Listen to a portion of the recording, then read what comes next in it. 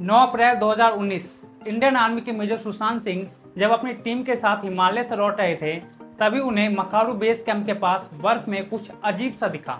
और ये थे 32 इंच लंबे और 15 इंच चौड़े फुटप्रिंट। और इन फुटप्रिंट से जाहिर थे ये ना तो किसी इंसान के थे और ना ही किसी नॉर्मल जानवर के। मेजर ने जब अपने कुछ सोल्जर्स को और वहाँ के लोकल से पूछा तो उन्होंने पूरे कॉन्फिडेंस के साथ कहा कि सर ये यटी के फुटप्रिंट हैं। और जब उन्होंने इस फुटप्रिंट का पीछा किया तो आगे चल के ये फुटप्रिंट एक गुफा के अंदर जा रहे थे। लेकिन क्या सच में आज के समय में यटी जैसा कोई क्रिएचर एग्जिस्ट करता है? और अगर एग्जिस्ट नहीं करता है तो क्यों हर 4 से 5 सालों में यति देखे जाने के खबरें तेज होते जाते हैं? जानेंगे आज के वीडियो में कि आखिर क्या है इस यति की मिस्ट्री।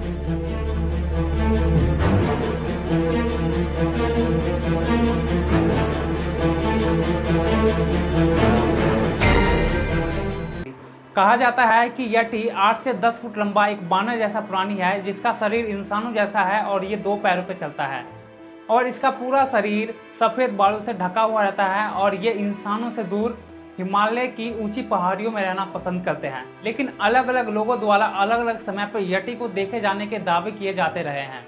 बौद्ध धर्म में यटी को लेकर बहुत सारी मान्यताएं हैं। कहा जाता है कि लेप्चा लोग शिकार के देवता के रूप में एक प्राणी की पूजा करते थे जो कि यटी जैसा दिखता था और उसके हाथ में हथियार के रूप में एक बड़ा पत्थर होता था। और तिब्बती बौद्ध धर्म की कहानियों में भी यटी को धार्मिक हस्तियों की मदद करते और उनके शिष्य बनते दिखाया गया है। लेकिन ज़्यादातर नेपाली और तिब्बती लोग यटी को या फिर उसके फुटप्रिंट को देखना एक अपशगुन मानते हैं। उनके अनुसार अगर किसी ने भी यटी को देखा तो उसके घर में कुछ ना कुछ बुरा हो जाता है। यटी देखे जाने की सबसे पहले खबर मिलती है साल 1932 में, जब बिया सोनसेन उत्तरी नेपाल घूमने गए।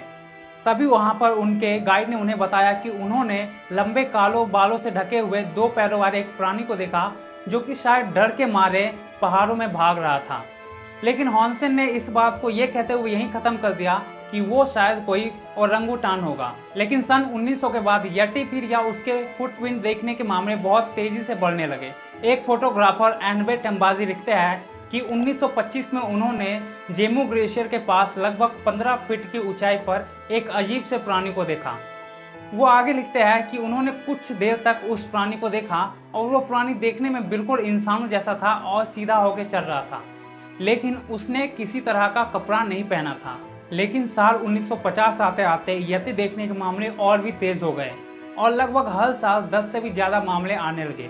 और एक समय ऐसा भी आया जब नेपाल गवर्नमेंट ने सभी लोगों को यति का शिकार करने तक का ऑर्डर दे दिया था। साल 1951 में एरिक शिप्टन जब अपनी टीम के लोगों के साथ माउंट एवरेस्ट की चढ़ाई कर रहे थे, तभी उन्हें बर्फ में यति के फुटप्रिंट देखने को मिले और उन्होंने उसका फोटो भी खींचा। क्योंकि उनके पास उस समय पे किसी तरह का टेप नहीं था मेज़र करने के लिए, तो इसलिए उन्होंने अपने आई सैक्स को उसके साइड में रख के और उसकी फ़ोटो ली ताकि लोगों को पता चले कि ये फुटप्रिंट कितना बड़ा है। इस फोटो को लेके पूरी दुनिया में बहस हुई। कुछ लोगों का कहना था कि ये फ़ोटो यति के होने का सबसे स्ट्रॉन्ग प्रूफ है, तो वहीं कुछ लोगों का कहना था कि ये यति का फुटप्रिंट नहीं है बल्कि किसी जाने माने जानवर का है जो कि बर्फ़ पिघलने के कारण बड़ा हो गया है। लेकिन डॉक्टर माइकर कहते हैं कि ये फुटप्रिंट किसी यति के नहीं बल्कि एक इंसान के हैं जिसके पैर थोड़े से अजीब हैं। लेकिन अब सवाल आता है कि कौन सा इंसान इतनी ठंड में नंगे पांव घूमेगा? तो इसको लेकर डॉक्टर माइकर कहते हैं कि नेपाल और भूटान की पहाड़ी एरिया में कई सारे ऐसे लोग रहते हैं जिन्होंने वहाँ की मौसम के हिसाब से खुद को ढाल दिया है और वो लोग अक्सर बर्फ में नंगे पांव घूमते हैं। वहीं कुछ एक्सपर्ट का कहना है ये फुटप्रिंट ना तो किसी इंसान का है और ये ना ही किसी यति का है बल्कि ये फुटप्रिंट भालू का है। यति को लेकर एक और लोकप्रिय कहानी है जिसके अनुसार एक बुद्धिस्ट मॉन्क सेंगबा डोलजी जब नेपाल की गुफाओं में तपस्या कर रहे थे, तभी उनके पास एक शांत यति आया और वो यति रोज उनके लिए खाना और पीने की सामान लेके आता था। लेकिन जब उस यति की मौत हो गई तो उसके बाद सेंगबा डोलजी ने उसका एक हाथ और उसका खोपड़ी अपने पास रख लिया और उसको लेके नेपाल के एक मोनेस्ट्री में रख दिया जो कि आज भी वहीं पे है। लेकिन सन 1957 में उस हाथ की एक उंगली चोरी होके किसी तरह लंदन पहुंच गई और जब लंदन में उस उंगली पर अध्ययन किया गया तो पता चला ये उंगली किसी यति की नहीं बल्कि एक नॉर्मल इंसान की है। और फिर 1960 में उस खोपड़ी पर भी रिसर्च की गई और फिर पता चला ये खोपड़ी भी किसी यति की नहीं बल्कि एक शैरो की है, एक ऐसा जानवर जो कि हिमालय के जंगलों में पाया जाता है। ज़्यादातर साइंटिस्ट के अनुसार यति जैसी कोई चीज़ नहीं होती है। उनके अनुसार आज तक यति देखे जाने के जितने भी मामले आए हैं या फिर उसके फुटप्रिंट देखे जाने के जितने भी मामले आए हैं वो सभी या तो भालू होते हैं या फिर उसके फुटप्रिंट होते हैं। उनके अनुसार भालू एक ऐसा प्राणी है जो कि 2 पैर पे चल सकता है और इसी कारण भालू को ही 2 पैरों पे चलता देख ज़्यादातर लोग उसे यति समझने की भूल कर बैठते हैं।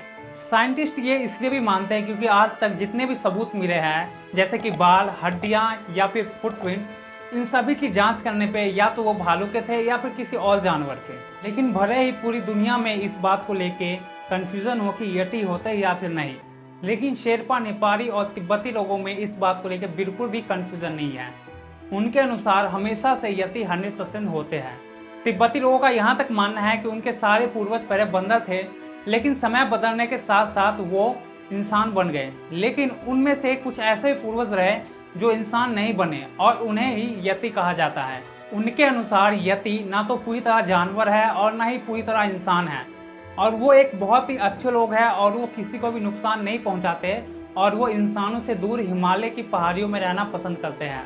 इस बारे में सिवा दक्का, जिन्होंने यति के ऊपर एक बुक लिखी है, वो कहते हैं कि पुराने ज़माने में माता पिता नहीं चाहते थे कि उनके बच्चे दूर पहाड़ों में जाएं, इसलिए वो अपने बच्चों को डराने के लिए यति की बनावटी कहानी सुनाते थे ताकि बच्चे दूर ना जाए और घर के आसपास ही रहें। लेकिन समय गुजरने के साथ ये कहानी इतनी फेमस हुई कि बहुत सारे लोग इस कहानियों को सच समझने लगे। कई लोग ये भी कहते हैं कि यति कोई और नहीं बल्कि महाभारत के अश्वत्थामा हैं और भगवान श्री कृष्ण से अमरता का श्राप मिलने के कारण वो आज भी हिमालय की पहाड़ियों में घूमते हैं और आम इंसानों से दूर रहते हैं। इसी तरह से यति को लेके अलग अलग लोगों में अलग अलग दावे और अलग अलग मान्यताएं हैं। लेकिन मेन सवाल आता है कि यति होते हैं या फिर नहीं। तो इस सवाल का जवाब वही है जो हम भूतों या फिर एलियंस के लिए कहते हैं। जिस तरह से हम नहीं कह सकते हैं कि भूत या फिर एलियंस होते हैं या फिर नहीं, इसी तरह से हम ये भी नहीं कह सकते हैं कि यति होते हैं या फिर नहीं। बाकी आप लोग इस बारे में क्या सोचते हैं कमेंट करके बताएं और इस वीडियो को लाइक करके ज़्यादा लोगों तक शेयर कीजिए ताकि उन्हें भी एक अच्छी नॉलेज मिले, और चैनल को सब्सक्राइब करके रखें ताकि जब भी अगला वीडियो आए तो आप तक जरूर पहुँचे। मिलते हैं अगले वीडियो में।